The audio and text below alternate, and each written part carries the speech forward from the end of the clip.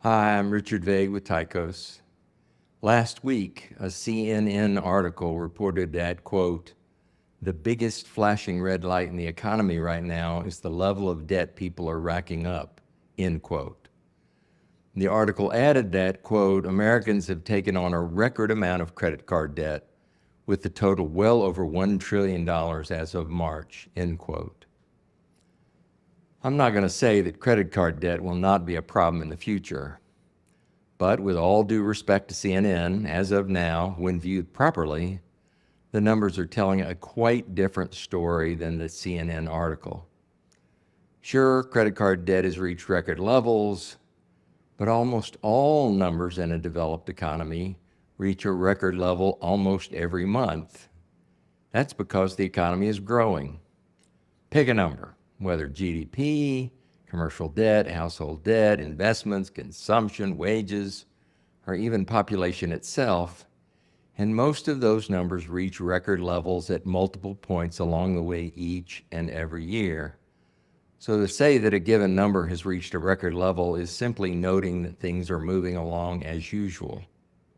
But there has to be a way to tell if a number is rising faster than it should, and for debt, the way to do that, the way to understand what a given total really means, is to divide it into GDP. Last year at this time, overall household debt to GDP was 75%. If it were now 80% or 85%, we would have reason for concern and would be digging in deep to understand the causes. Instead, it was actually slightly down to 72%.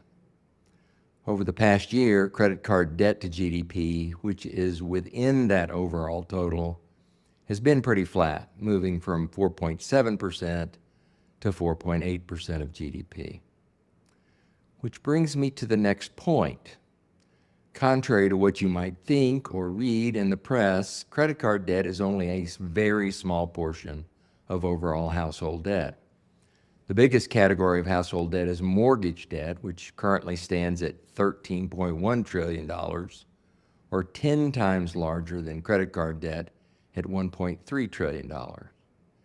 The other big categories of household debt are auto loans at $1.6 trillion and student debt at $1.7 trillion, both larger totals than credit card debt. In all, household debt stands at $19.75 trillion, so credit cards are only 7% of household debt, which means if you want to get a sense of households, you need to look at much more than just credit card debt. The CNN article goes on to say that, quote, recent New York Fed data showed the percentage of credit card balances in serious delinquency climbed to its highest level since 2012, end quote. Well, that's true, but there is a lot more to it than that, especially when you look at overall household debt.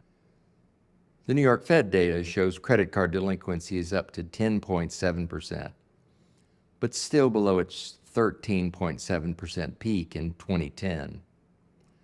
Mortgage delinquencies are quite low at 0.6% and precipitously below their 9% peak in 2010. Home equity loan delinquency is actually improving and is at 0.5%, well below its peak of 5% in 2012. We can see that auto loan delinquency is quite troubling at 4.4% rising and bears close watching.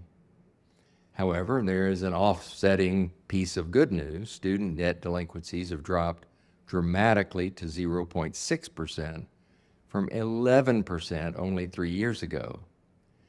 This decline is attributed to a more than 3-year hiatus during the pandemic, coupled with certain level of forgiveness and a much more generous repayment plan for borrowers holding federal loans.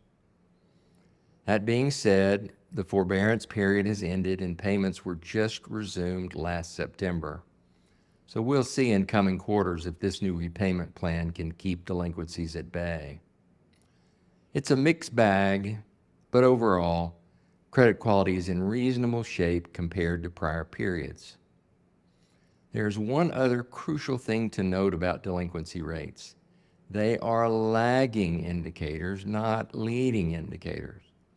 In the summer of 2007, just before the calamitous global financial crisis, they were all in great shape.